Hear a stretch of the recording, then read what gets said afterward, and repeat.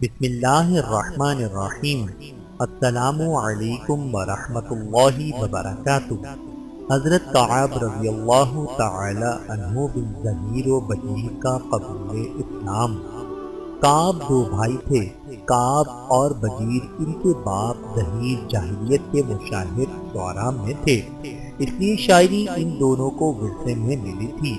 بلا دغامت یمن کے جنوب کے رہنے والے تھے۔ ظہور اسلام کے بعد حضور صلی اللہ علیہ وآلہ وسلم کا شہرہ سن کر دونوں کو آپ سے ملنے اور آپ کی باتیں سننے کی خواہش ہوئی، چنانچہ دونوں بھائی ملنے کے لیے چلے۔ راستے میں ایک مقام عذاب پڑتا ہے، وہاں پہنچ کر کعب کی طبیعت کچھ بدل گئی۔ انہوں نے اپنے بھائی سے کہا، پہلے تم جاؤ اور دیکھو مدینے والے کیسے پیغمبر ہیں، وہاں سے آ کر اپنی رائے دو، تو پھر ہم بھی چلیں گے۔ بحیر نے اپنا سفر جاری رکھا اور حضور صلی اللہ علیہ وآلہ وسلم کی خدمت میں حاضر ہوئے۔ آپ نے اسلام پیش کیا، دل میں اناد و سرکشی کا مادہ نہ تھا۔ اسی وقت مشرف با اسلام ہو گئے۔ کعب کو ان کے اسلام کی خبر ہوئی تو وہ بہت برہم ہوئے اور انہوں نے جوش انتقام میں ایک قصیدہ کہہ ڈالا جس میں اپنے بھائی کو ملامت کی اور حضور صلی اللہ علیہ وآلہ وسلم اور حضرت ابوبکر صدیق کی شان میں نعوذ باللہ غصہ اشعار اور حجور کا ارتکاب کر بیٹھے اور اپنے بھائی کو مخاطب کرتے ہوئے کہا کہ ایک ایسے دین کو جو خاندانی روایت کے خلاف تعلیم دیتا ہے، جس کو ہمارے آباء و اجداد نے کبھی سنا بھی نہ ہو، جس کو اپنے پڑوسی اور اشراف قبائل کی حمایت حاصل نہ ہو، تم نے کس طرح قبول کر لیا؟ اشعار اس زمانے میں آگ کی طرح پھیل جاتے تھے اور بہت جلد زبان زد ہو جایا کرتے تھے۔ حضور صلی اللہ علیہ وآلہ وسلم نے یہ اشعار سنے تو آپ کو بڑی تکلیف پہنچی اور یہ محسوس کیا گیا کہ یہ اشعار سخت فتنہ پیدا کرنے اور لوگوں کو دین سے محروم کر دینے کا سبب بنیں گے۔ اس سے جو فتنہ پھیلے گا وہ ایک شخص کی ہلاکت سے کہیں زیادہ خطرناک ہوگا۔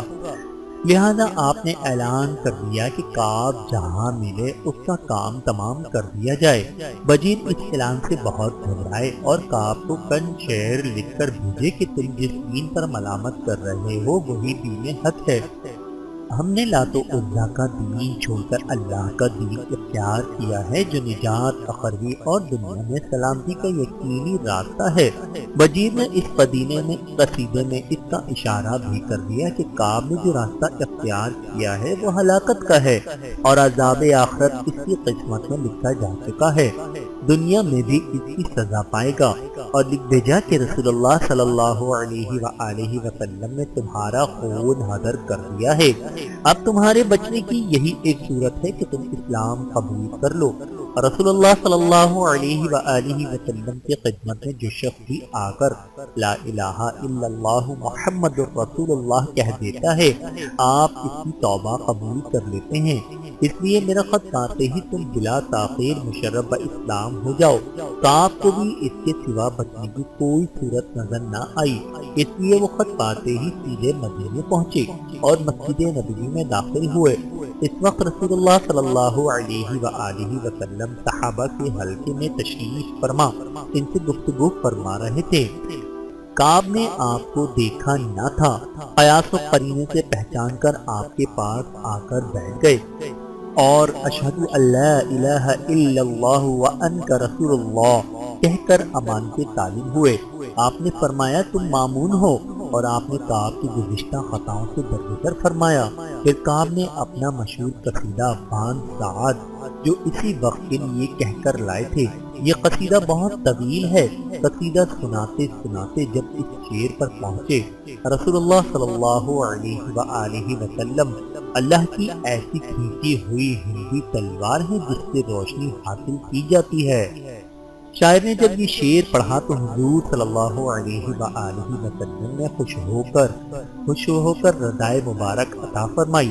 اس قصیدے کا اصل موضوع تو طلب عفو اور معذرت پیش کرنا ہے۔ مداح کا مضمون ضمنی ہے۔ اس شعر کو حضور نے پسند فرما لیا اور اپنا پیراہن مبارک عطا فرما کر شاعر اور شعر دونوں کو عمر جاوید عطا فرمائی۔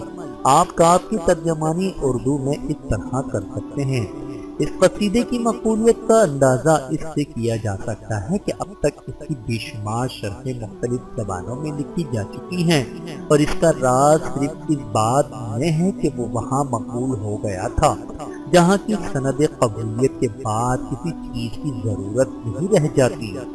حضرت کعب رضی اللہ تعالی عنہ بن ضمیر بشیر پر اللہ رب العزت کی کروڑوں رحمتیں نازل ہوں، آمین ثم آمین۔